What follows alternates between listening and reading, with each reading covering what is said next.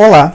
Nessa apresentação nós vamos ver como que a manipulação de arquivos é feita em linguagem C, lembrando que a manipulação de arquivos depende de bibliotecas e boa parte das vezes segue também regras de sistemas operacionais, então vocês não vão ver muita diferença entre como manipular um arquivo tanto em linguagem C, quanto em Java, quanto em Python, possivelmente, mas sim a gente vai ver as peculiaridades de como o C trata isso, as bibliotecas específicas do C, as funções específicas e como que a gente cria programas para os diferentes tipos de arquivos, de gravações de arquivos dentro de C, dentro da linguagem C. Como outras funções dentro do C, como outros tipos de atividades no C, a gente usa bibliotecas padrões para gravação e leitura de arquivos. A biblioteca que a gente vai usar é stdio.h, Standard Input Output, que a gente já usa para outras funções, porque basicamente o que acontece é que para a linguagem C e eventualmente para o sistema operacional, ler ou gravar de uma certa fonte, ler de uma certa fonte e gravar num certo destino, acaba sendo muito parecido, quer essa fonte seja o standard output e input do sistema, a tela e o console, quer seja uma conexão USB, um arquivo, uma conexão Bluetooth ou coisa assim. Isso torna a programação mais fácil e faz com que você tenha que se preocupar com as idiosincrasias de uma fonte ou destino em particular, mas mantendo boa parte da programação no nível mais abstrato possível para tornar a programação mais simples. Em C a gente trabalha com dois tipos de arquivos, como em diversas outras linguagens, os arquivos tipo texto e os arquivos binários. Os arquivos tipo texto são arquivos de texto puro, não são arquivos texto como de um Word do Office ou um Writer do LibreOffice. Esses têm uma série de formatações, já não são arquivos completamente de texto. Mas são arquivos tipo TXT, ou com extensão TXT, ou com extensão JSON, XML, ou arquivos onde a gente pensa em texto puro. Esses arquivos acabam sendo subordinados a uma tabela de caracteres que o seu sistema tem, em geral caracteres de Unicode, UTF-8, ISO 8559, coisa assim, e isso vai acabar sendo importante porque mostra que o sistema operacional ele interfere ligeiramente nos caracteres que você está digitando, principalmente se nós pensarmos nos caracteres especiais, né? Em português, acentos e cedilhas ou coisa do gênero. Vocês devem ter já em alguma oportunidade aberto um arquivo que foi gravado num outro computador, talvez com outro sistema operacional, outra tabela de caracteres, e quando você abre no seu computador, os acentos e os acentos, cedilhas, caracteres especiais vêm todos trocados, vêm com um caractere estranho ali dentro. Isso, em geral, acaba acontecendo porque a tabela de caracteres entre um computador e outro está diferente. E isso mostra que nos arquivos tipo texto, o sistema operacional, não que ele altere, mas ele usa uma tabela específica de caracteres para isso. Então há uma certa interferência, pequena que seja, do sistema operacional. Mas em geral, os arquivos tipo texto são muito utilizados porque é uma maneira muito fácil de se trocar dados entre sistemas, fácil de trocar dados entre aplicativos. E você abre por qualquer tipo de texto, você consegue ter uma visão humana, um humano consegue ler um arquivo tipo texto. Já os arquivos binários são usados para outras funções, vocês também conhecem muitos arquivos binários, arquivos de imagens, arquivos do pacote Office, por exemplo, arquivos de vídeo, fotos e basicamente todos os arquivos aonde a gente grava uma sequência de bytes que a gente não quer que o sistema operacional altere. A gente não quer que ele altere porque, em geral, esses bytes têm que estar numa organização bem definida para que você possa recuperar mais tarde. Então, um arquivo tipo de imagem, por exemplo, vai respeitar um formato específico, quer ele seja JPG, GIF, PNG ou coisa assim. Para cada tipo de arquivo, você sabe que você tem um header, onde você espera encontrar uma certa informação numa certa posição e depois os bytes numa certa ordem, de forma que você possa reconstruir a imagem quando você vai ler. Se o sistema operacional ou algum outro software qualquer alterar alguns poucos bytes que sejam, pode ser que você corrompa a imagem. A mesma coisa pode ser dita a partir de para vídeos, para arquivos de mídia, de áudio, e para muitos dos arquivos de pacotes de software, como por exemplo, pacote Office ou outras coisas assim. Então, a grande diferença entre os dois é que nos arquivos tipo texto existe uma pequena interferência do sistema operacional por causa da tabela de caracteres, e nos arquivos tipo binário, você não quer mexer em nada. Ele fica no formato puro que o software colocou ele lá dentro. Arquivos fonte, por exemplo, são arquivos tipo texto. Os arquivos fonte de linguagem C e D, qualquer outra linguagem basicamente, são arquivos tipo texto. Os sistemas de arquivo, como eu comentei, os sistemas de arquivos em C trabalham com uma variedade muito grande de dispositivos. Então, a gente tem primitivas no sistema operacional Unix, que inclui os Linux, macOS, quais os outros sistemas. O sistema operacional Windows também é derivado de um sistema Unix, mas ele se diferenciou drasticamente ao longo do tempo. Mas Linux e macOS são derivados do Unix. Eles têm um diretório específico chamado /dev, no raiz do sistema operacional, que se conecta a qualquer dispositivo. E ali a gente vê até dispositivos antigos, como fitas, por exemplo, fitas magnéticas, que raramente alguém vai usar em um desktop comum, mas estão lá disponíveis e podem ser usados até para enfileiramento ou coisa do gênero. Mas discos, fitas, terminais, se você ligar um terminal usando USB ou uma porta serial, por exemplo, um dispositivo como esse, portas de comunicação, sejam elas portas seriais ou portas USB, portas Bluetooth e o resto, todas são embaixo do /dev. E os dispositivos são radicalmente diferentes, né? A gente não pode comparar, por exemplo, a tela do computador, um standard input-output, com uma conexão feita por cima de um Bluetooth ou de um Zigbee ou coisa do gênero. Mas a abstração de fluxo de bytes ou fluxo de caracteres permite que a gente use de uma maneira bastante semelhante. Claro que a gente vai ter que respeitar os detalhes de cada tipo de comunicação, evidentemente, mas a gente trata eles como um dispositivo abstrato, um dispositivo lógico. E daí grava bytes ou caracteres, lê e grava bytes para cada um deles. Isso é o que a gente chama de streams, de fluxos. Isso a gente usa em quase qualquer linguagem, C, Java, Python, entre outras. São linguagens que a gente trabalha com o conceito de streams. Isso torna a nossa programação mais simples e faz com que a gente cometa um número menor de erros, o que é muito bom, todo mundo fica feliz com isso. Em C aqui a gente vai trabalhar com dois tipos de streams, correspondentes aos arquivos. Então temos streams de texto, que são sequência de caracteres, não sequência de bytes. Lembrando que um caractere pode conter, e em geral contém, 2 bytes, pelo menos, para poder representar um número maior de caracteres. As tabelas iniciais, que usavam só 8 bits, um byte, como código ASCII, eles acabavam representando um número pequeno de caracteres. Então, se você levar 2 a oitavo, você vai chegar a 256 variações possíveis ali dentro, o máximo de caracteres que você tinha. A gente não conseguia representar tão bem muitos caracteres que existiam em diversas línguas, como a língua portuguesa, as línguas latinas, que são mais complexas, além de símbolos específicos que você colocava ali dentro. Então, em geral, um char, boa parte das vezes, é representado por 16 bits. Então, são 2 bytes para representar um char. Isso quer dizer que não há uma correspondência byte a byte dentro que você possa esperar. O teu sistema operacional vai tratar disso, e por isso é bom que a biblioteca te coloque longe disso. Você grava um char e isso vai acontecer dentro do teu sistema operacional sem que você precise pensar ou ter que tratar com esses pequenos detalhes. Os chars têm que ser, em geral, estão organizados em linha. Então, quando você vai ler um arquivo tipo texto, você vai ver linha a linha, pensando como se fosse um texto mesmo. A unidade de gravação dos arquivos tipo texto, apesar de ser um caractere, em geral você grava uma linha inteira de uma vez, quer dizer, uma sequência de caracteres, acabando com um enter, com edge return e um new line, e você lê uma linha inteira. Só lê numa linha até você achar uma nova linha, um new line e um carriage return, um enter, um return no final.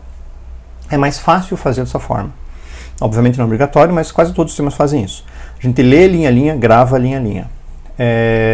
E sempre lembrar das tabelas de caracteres dos sistemas, que são, em geral, causa de problemas potenciais quando, não sei se vocês já passaram por isso, mas você grava um CSV de um sistema para abrir com uma planilha em outro, ou trocar dados, ou um XML, um JSON, e vem um monte de caracteres modificados, trocados, truncados do que você esperava. Isso causa erro quando você vai tentar recompor o JSON ou o CSV, é bastante comum.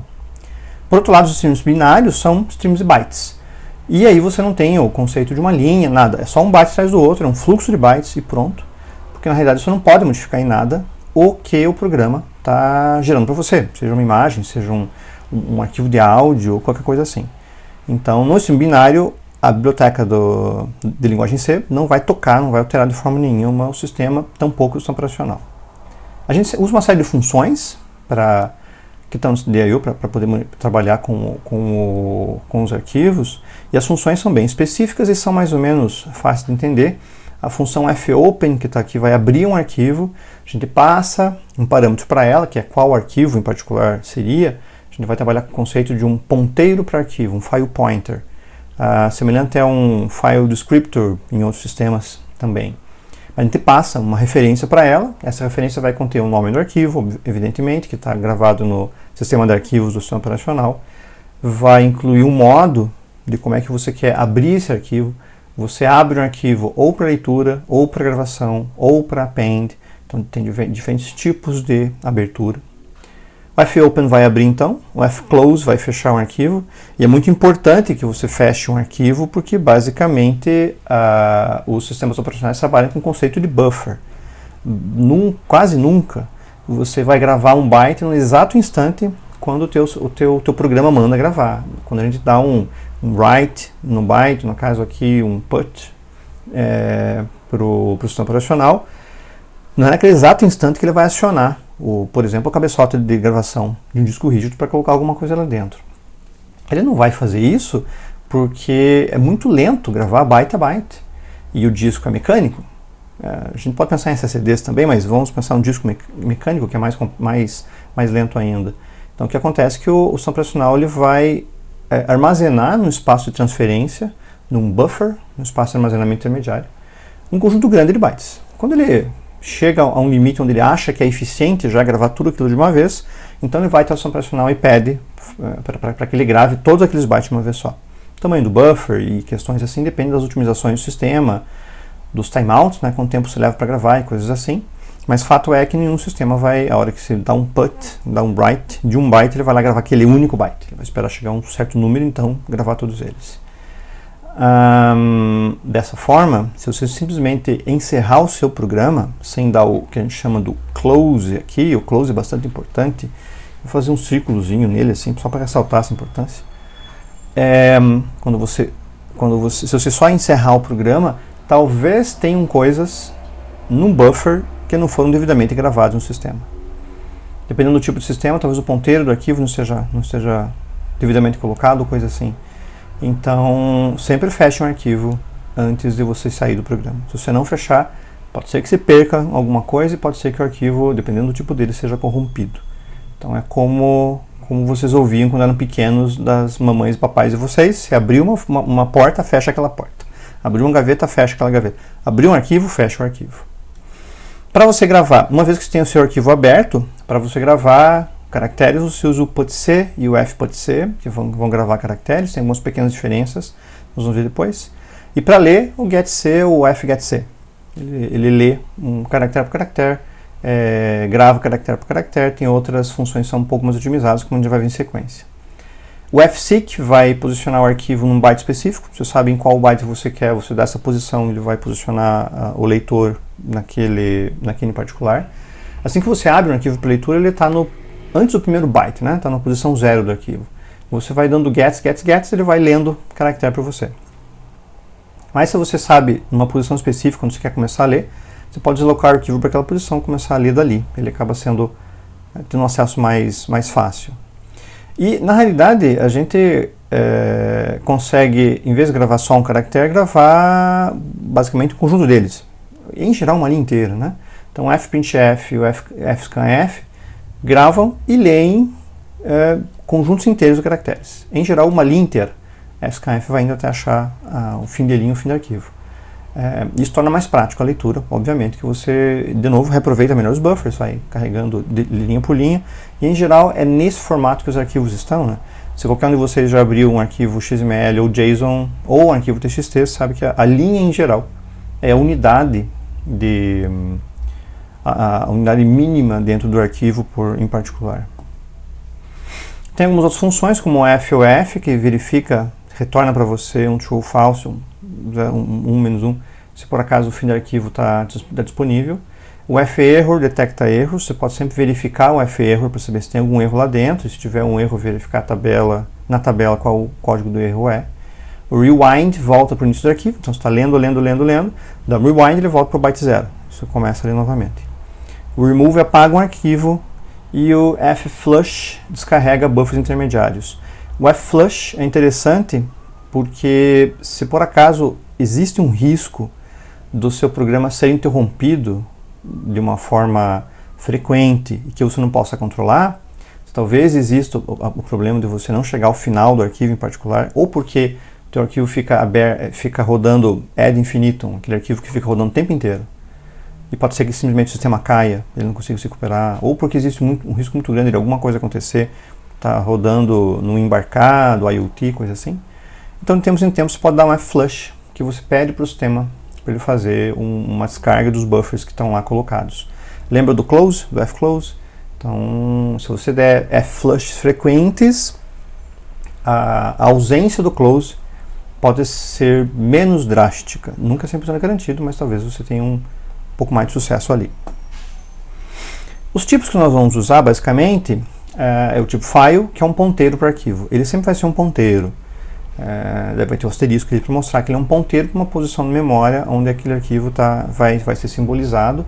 E tem uma série de macros que estão disponíveis na biblioteca, que é o null, EOF para então file, fopenmax para você saber quantos arquivos você pode abrir ao mesmo tempo.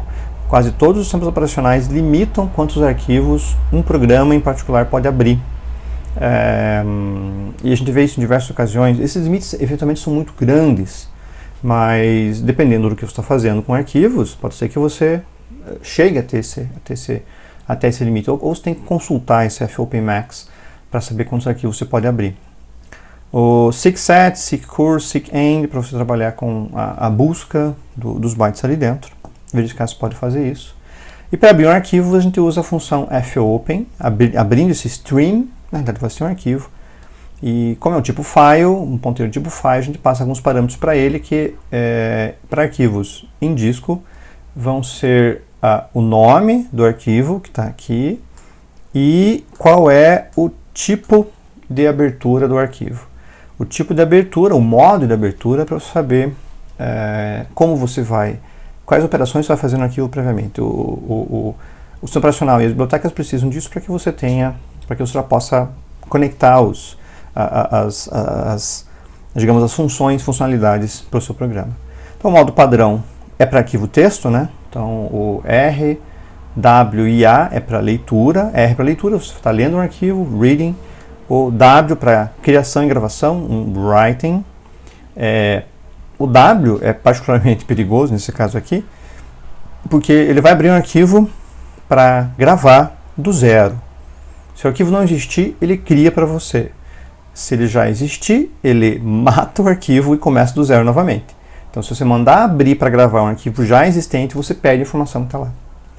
Caso você queira abrir um arquivo já existente para acrescentar dados, então você usa um arquivo tipo A, que é o append, para você gravar, para você adicionar conteúdo ao final dele.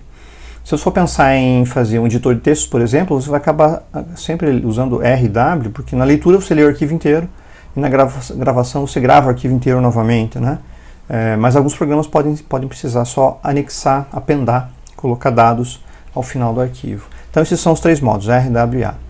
Para arquivos binários você tem o BR para leitura, o WB para criação e o AB para anexação. Aliás, é RB aqui, não é BR, é Read Binary. Eu altero aqui depois, antes de disponibilizar no Moodle para vocês. E para leitura e escrita em arquivo texto é R+, W+, e A+. Você lê e pode gravar também. E a mesma coisa aqui para todos os arquivos tipo binário. Então, o modo é importante, nós vamos usar nos exemplos alguns modos mais simples, mas é importante para você sinalizar para o sistema operacional o que você quer fazer com ele. Aqui é um core, alguns pedaços de código mostrando que você declara o arquivo com um ponteiro. O arc é um ponteiro do tipo file, ele vai apontar para uma posição de memória que simboliza um arquivo. Daí você roda a função fopen, passando o resultado dela, que ela retorna um ponteiro, né, para arc, dando o nome de um arquivo, dizendo que você vai gravar ele. Isso aqui é um arquivo que acabou de ser criado, vai ser usado ali dentro. É sempre bom num programa que não seja só um exemplo básico, que você verifique se por acaso você abriu realmente. Tem um conjunto grande de possibilidades de você não conseguir abrir esse arquivo para gravação. Você pode não ter permissão para gravar nada naquele diretório em particular, o arquivo pode existir e você não tem permissão para apagá-lo, coisa assim. Então você também pode testar. Então você testa se por acaso o fopen, o arquivo, é igual a null. Se ele for nulo, o arquivo não pode ser aberto. E você vai ter que tomar alguma decisão no seu programa para corrigir isso. Para fechar um arquivo, a gente usa o fclose, ele retorna um int, 0 é sucesso, qualquer outra coisa foi um erro, e como eu comentei, a gente tem um buffer no sistema operacional, então é bom que você possa gravar o arquivo, fechar o arquivo para ele gravar os dados todos com segurança, e o fato de que você está usando recursos no seu sistema operacional para gravar um arquivo. Então, cada arquivo que você abre, você tem pelo menos um buffer de gravação, buffer de leitura para isso, tem alguns controles, o ponteiro de qual byte você está, qual linha você está e coisas assim. Então o sistema operacional gasta alguns recursos, embora bem poucos, para cada arquivo aberto. Se os programas começarem a bendar, cair somente e você não fechar os arquivos, você vai estar usando mais recursos do que você usaria se você fosse cuidadoso em abrir e fechar. Então é importante que você faça esse tipo de ação. Aqui tem um exemplo completo, onde aqui nós declaramos o arquivo, tem uma linha aqui que a gente declara, e nós abrimos o arquivo para gravação. A gente fez um teste aqui para saber se ele por acaso conseguiu ser aberto, caso contrário ele dá um return e sai do programa. Nós declaramos uma linha aqui, tem um for rapidinho para fazer isso 10 vezes, e daí nós gravamos o texto com, pode ser, caractere por caractere, basicamente, daquela linha que existia. Nesse caso, a gente está gravando caractere por caractere, não linha por linha. No final de cada linha, a gente coloca pode ser de um /n, que é para que o arquivo tenha uma carga de arquivo tipo texto, que você usa um comando como more no sistema operacional e vê ele linha por linha. Caso contrário, vai ser uma linha só, vai ficar uma sequência enorme de texto um do lado do outro. No final, a gente fecha o arquivo e sai do programa. Para ler um arquivo, a gente declara ele da mesma maneira, mas traz ele como tipo R, de reading. E daí usa o getC, basicamente, para buscar o getC passando o file pointer como parâmetro, como a gente usou também no putC, buscando caractere por caractere, enquanto não chegar no fim do arquivo, enquanto o caractere não for a macro EOF, macro de fim do arquivo, a gente vai lendo e printando ele na tela. Ele vai printar caractere por caractere. Basicamente isso, depois fechamos o arquivo. Fechar o arquivo, quando você está somente lendo, não vai atrapalhar tanto em relação a buffers, mas resolve bastante em relação ao uso de recursos, né? Como eu comentei, isso deixa um monte de recursos abertos. Você está gastando pouco que seja para cada recurso, mas está gastando mais do que o sistema operacional deveria gastar. Claro que tem timeouts em qualquer sistema operacional, então eventualmente ele vai fechar esse recurso, mas se o teu programa for executado diversas vezes e antes do timeout poder agir, você pode causar problemas para o sistema, claro. E a gente pode trabalhar com strings em vez de caracteres, de forma direta. Então tem as funções como o fpts e o fgets que trabalham com uma string inteira. É mais fácil fazer isso do que trabalhar caractere por caractere, principalmente porque é muito provável que tua fonte de dados, seja ela um editor que o usuário está trabalhando, ou alguma estrutura de um arquivo JSON, coisa assim que você esteja mexendo, vai provavelmente estar em linhas mesmo, né? É raro que você pense em caractere por caractere. Em texto, a linha faz mais sentido do que um só caractere. Então aqui o fpts e o fgets, é onde você passa ponteiro para a string e qual é o ponteiro do seu arquivo, e grava ali dentro. Mesma coisa para ler a string dessa forma. Em fpts você grava a variável str em fp, em fgets você lê o str até o tamanho length dessa variável. Você pode querer ler ela inteira, você pode querer ler só um pedaço dela, né? Ou uma marca de fim de linha do arquivo fp que está colocado aqui dentro. Então nós temos um exemplo aqui, onde a gente cria um caractere, uma array de caracteres, que é o linha, e ele tem um conjunto grande de 256 no máximo, né? E você tenta abrir o arquivo para reading, e você verifica, tenta fazer a leitura de todo ele, enquanto não for o fim de arquivo, né? Você faz a leitura de toda a linha até esse tamanho ou até o final daquela linha em particular e printa a linha na tela com printf. Fica mais simples e é provavelmente mais usado do que aquele outro código que vai ler caractere por caractere, embora ambos sejam disponíveis, evidentemente. A gente falou sobre arquivos aqui, mas tem um último tópico que é interessante, até porque vai ser útil para nós em exercícios, e vocês talvez tenham visto já, mas é como passar argumentos para a função main. E a função main pode receber argumentos da linha de comando, quando você chama o programa por linha de comando. Isso pode ser muito útil, porque daí você cria um utilitário de linha de comando, que você pode mudar a execução dele parametrizando para a linha de comando, em vez de abrindo uma certa interface e perguntando direto para o usuário, porque dessa forma você pode colocar esse software que você fez, esse programa, em scripts. E scripts que são executados pelo sistema operacional com parâmetro X ou parâmetro Y, dependendo da situação, sem exigir um operador humano ali no momento. É bastante útil que você tenha programas que são parametrizáveis por linha de comando. Quando você chama, você já põe todos os comandos. Basicamente, por padrão, a gente usa a função main sem nenhum parâmetro aqui na chamada dela. A gente pode colocar esses parâmetros, que vai ser um inteiro e um vetor de strings. Esse inteiro, que é o argc, vai ser o número de parâmetros que você passou, incluindo o nome do programa, na realidade. E o argv vai ser um array com todos os parâmetros separados por espaço.